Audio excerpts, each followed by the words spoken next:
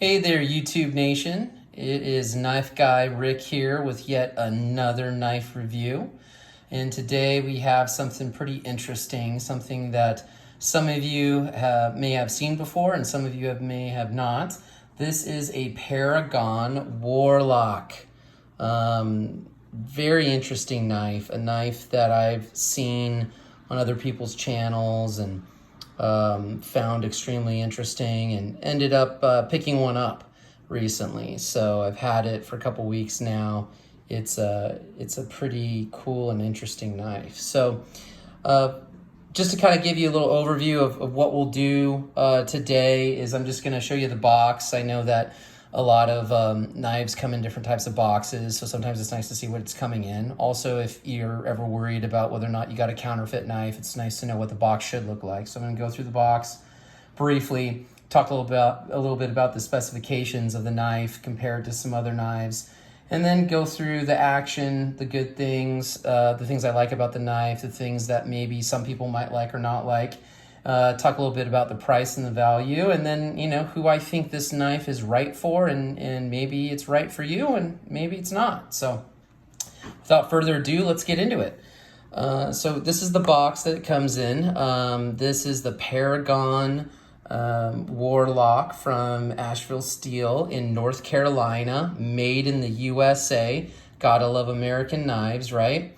And it just kind of comes in this normal box here. There's some information in here. He's got a US patent on this right here. And, some of the basic information on the box. I bought this one through actually Blade HQ. I think some other places are selling it, and you can buy it directly on their website, but Blade HQ seem to have the best deals. You can also follow them on Instagram, Facebook, YouTube, all that fun stuff. Limited life warranty. And you just open it up. It came in like a little plastic liner, like a plastic, and was in here unopened, just sitting in there like that. So that's what the box looks like. Exciting. It's always interesting, I think, sometimes to see the boxes as well, because it's amazing how the more expensive a knife is, it's either the boxing is cheaper or, where's that money going? So anyway, I think it's a decent box. I mean, I don't need, I bought it for the knife, not for the box, so it doesn't necessarily matter to me. So anyway, here's the knife. The total length, open length of this knife is almost 9.5 inches. The blade is almost 4 inches. So it is a 3.875 inch blade. So it's probably one of the larger blades.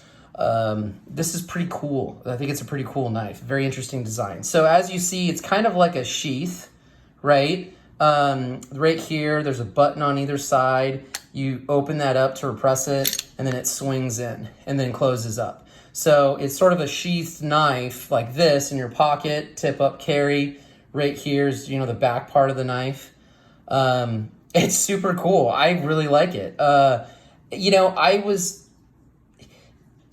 mention the thickness of this. I don't feel like it's crazy thick, but there's a certain amount of thickness this has to be able to be this aluminum, kind of sheathing over, the knife that lives inside of it, and then be able to swing it out. And so it's kind of hard here on the camera to sort of do this, but that's kind of how it comes out. I think it's cool. It's a very interesting design. They have a patent on it. It's not something anyone can copy. There's the patent right there. These grooves and things cut into it are really nice. It seems really well done. The button's kind of cool. It sort of reminds me of the Death Star from Star Wars. It has kind of a cool, World War II sort of eagle on there. A nice thing to remember, I always thought the dots right here in the spring would be a good way to identify what side the blade's coming out of, but these holes for the screws are on the opposite on the back. So the way I try to remember it is the eagle faces right here to the right, and the right is the side where the blade swings out. So you always want to make sure you're holding it correctly so the blade swings away from you and not into you.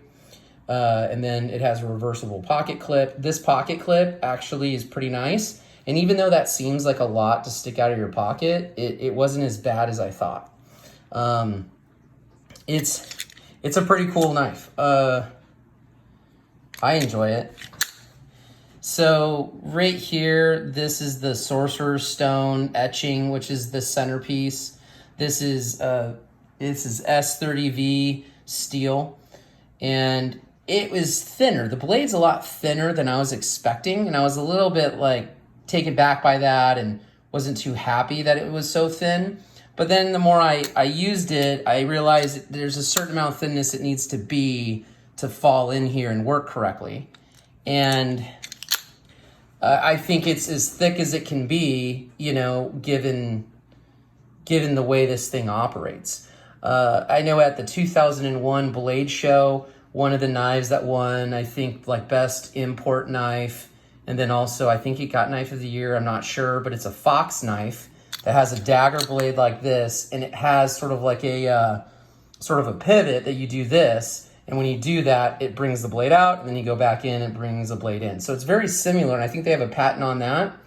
And that knife, I don't even know where you can get it. It's made in Italy. I think it's $700 or $800 for that one, for that fox knife. But I really like this. I think this is cool. Some people will call this a gravity knife because there's really no like detent in the way it goes in. It just sort of, you know, it's a pivot and the knife just sort of swings in and out. So, sorry if I'm shaking my hand there a little bit, but it's definitely takes a little bit of getting used to. Let's compare this to some other knives. Here is, let me just swing this out. You know, here it is compared to the PM2. Here it is compared to the Doug Ritter Hogue. You know, move these up a little bit. So, I mean, these right here are, you know, some of the larger, you know, knives that most people own. So it's obviously a little bit bigger than that. So, you know, I mean, again, you're buying this knife for kind of the cool factor. So, you know, it's definitely not the smallest knife, but it's definitely interesting. I think what I like about it is that I've always thought the dagger blades were interesting and looked, you know, look cool. But, you know, when you have a side opening blade, you know, it being sharpened on both sides doesn't make a whole lot of sense. And so I was looking at, you know, OTFs out the front, autos, and a lot of them are really expensive. To get a good OTF, you're looking at, you know, $300-400 or more, you know. And with this is $250 knife made of really good materials, made in the USA. And it gave me my full size dagger blade sharpened on both sides, you know, without having to spend $400 or $500 on a nice Benchmade or, you know, Microtech, you know, OTF. So it was just one of those things where I looked at the knife, I thought it was cool, thought it was interesting, and, you know, it seemed like a good value compared to an out the front. Again, I know it's side swinging, but the way the sheath, you know, captures it, you can have a blade that's fully, you know, it's sharpened on both sides. So this part right here, again, if it gets stuck, you know, you could grab it from here. You don't want to grab it from either side because it's really sharp, so you could if you needed to. I'll show you kind of inside there a little bit. It's the sheathing, and then you can see, you know, it just sort of swings, see, like that. I like it. The color. So I was looking at two options with this. I was looking at, you know, there's a matte black one, and then there was a dark earth, and then there was this OD green.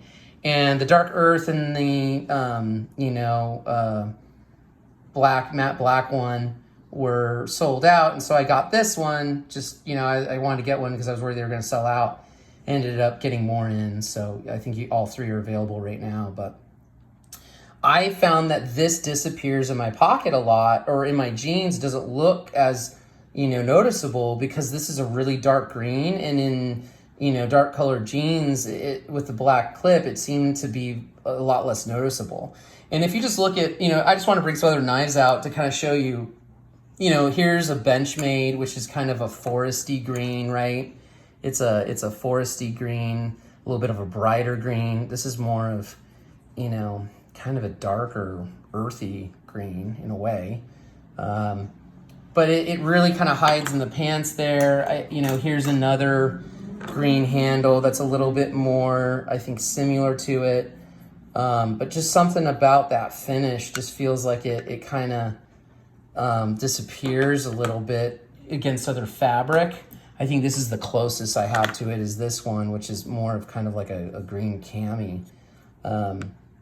But I really like this OD green, and so if you were thinking about it, I mean, it definitely looks good and is a little bit more concealable. So you can see I'm having issues with the camera, but you get used to it. You get used to bringing it out. So the action's good. It takes time getting used to. It's hard to do it here on the table, but if you're standing and pulling it out of your pocket and bringing it in and out, you'll get the hang of it. So I think one of the reasons why I bought this knife is I just thought it was made of really good materials. It gave me that dagger, blade that's sharpened on both sides. It's S30V steel. And I have heard of gravity knives and always thought they were interesting, but never saw a gravity knife that I thought was worth paying money for or having. And this really isn't, it's not advertised as a gravity knife. I mean, it's, technically a folding pivot knife, or, whatever you want to call it. I guess it all depends on, who's arguing it.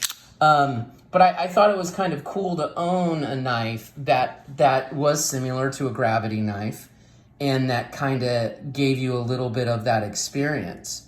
So again, I know there's a lot of out the front OTFs that cost, $400, $500, and this is only $250, which again is still an expensive knife. And if it's a knife that, you're not really going to use, or you're just going to stare at in your, desk drawer, maybe it's not worth the money. But it definitely was something cool to add to the collection. And I think that, I would use it lightly. I'm not going to go out and heavy use this and, out in the woods, but it's a cool knife. And I think that's really what you're buying it for. You're buying it for the cool factor.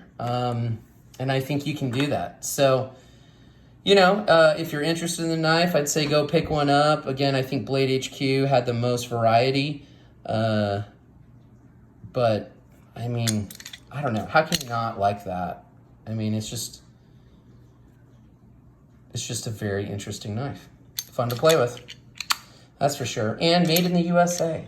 So never, it's always nice having good American-made knives. All right, well, that does it for me. Not a whole lot more to talk about. So, again, hope you enjoy. Like, subscribe, all that good stuff. And as always, you stay sharp out there, America.